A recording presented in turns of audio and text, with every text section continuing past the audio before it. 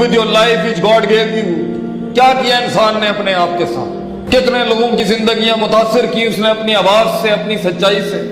اس کے کلیجے کی کاٹ سے کتنے سینوں کے دل دھڑکنے شروع ہوئے، کتنے لوگوں میں وہ اپنا نظریہ اتار سکا. ادھر تو انسان کا اپنا جسم نہیں سنبھالا جا رہا ایک ٹائم، اور آپ دیکھیں لوگ پوری پوری قوموں کے دریاؤں کے رخ موڑ گئے اپنی طرف. انہوں نے پہاڑوں کو اپنے اندر منضبط کر لیا، کائنات ان کے سینے میں آ کے خام ہو گئی. وہ اتنے بڑے کلیجے اور جگر تھے. کیسے پہنچتا ہے ایک ننھا سا خلق الانسان حذیفہ والا شخص؟ اللہ قرآن میں کہتا ہے کہ کمزور بنایا ہم نے انسان کو. یہ گوشت کے لوتھڑے والا دل جس نے بند ہو جانا ایک دن، کیسے پہاڑوں کی اور کوکبوں کی ان ارتفاع تک پہنچ گیا، کیسے کر جاتا ہے انسان. یہ ان لوگوں کی بحث رہی ہے جنہیں معاشرے کی غلط روایات کبھی روک نہ سکی. یہ وہ نسلیں تھیں جو بنی ہی نہیں تھی کسی پنجرے میں بند کرنے کے لیے. ٹیلنٹ کا تعلق کسی برادری، قبیلے، کسی ملک سے نہیں ہوتا. ہنر تو ہنر ہے، کسی بھی حصے میں ہوگا، نمایاں ہو جائے گا کسی بھی دن جگہ. اس لیے کسی بڑے آدمی نے مجھے میری وقت کی محنتوں کے وقت، اور جب میں مارے کھا رہا تھا اور دھکے کھا رہا تھا، اس نے مجھے کہا تھا شیخ remember you will be discarded by your country one day.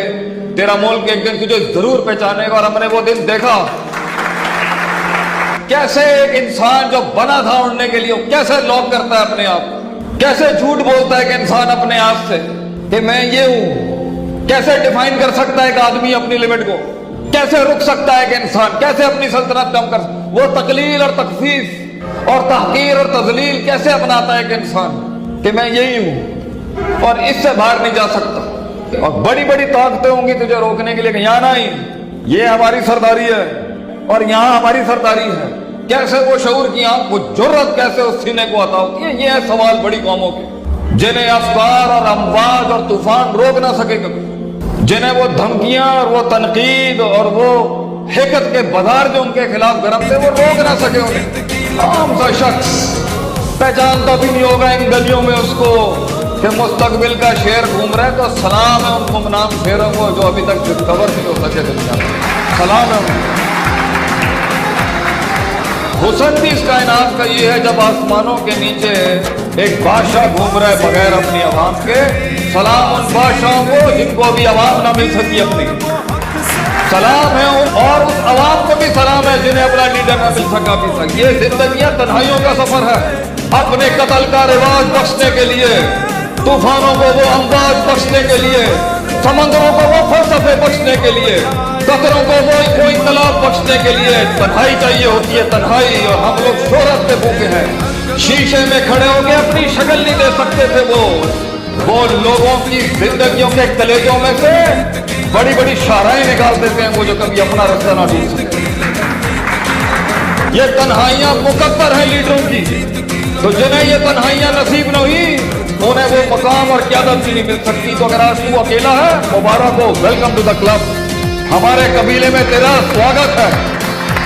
اگر آج تو تنہا ہے اور لوگ تیرا گیت نہیں سن رہے، زندگی تیرے حق میں فتویٰ نہیں دے رہی، خاندانوں کی تائید تجھے نہیں مل رہی، لوگوں کی تنقید تیرے خلاف مضبوط اور کبھی ہوئی ہے، سینہ زخمی ہے ان کے تیروں سے، محبوب چھوڑ چکے ہیں تجھے، وہ دہلی سے دھتکار چکی ہیں اگر تجھے، وہ تجھے سمجھ نہ سکے، تو انہیں سمجھا نہ سکا، وہ عشق وصال پا نہ سکا.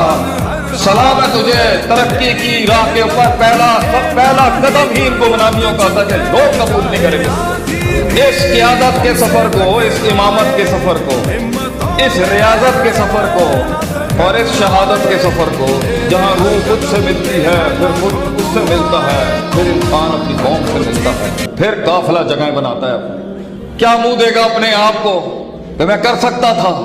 میں نکات پر، استنباطات پر، استقراء پر، استخراج پر، میں یہ باب استفعال کے سیغوں کا ماہر بن سکتا تھا، میں تزکیے کا امام بن سکتا تھا، میں تعلیم اور حکمت کے باب گرم کر سکتا تھا، میں ان دو افراط اور تفرید کے اندر توسط کا امتزاج پیدا کر سکتا تھا، وابتغی بین ذالک سبیلا کا قیام کر سکتا تھا، میں آفتاب کو وہ روشنی دکھا سکتا تھا. مگر وہ جو کبھی اپنی آئینے میں شکل نہ دیکھ سکتے تھے وہ لوگوں کا عکس بن گئے، ان کی ریفلیکشن بن گئے.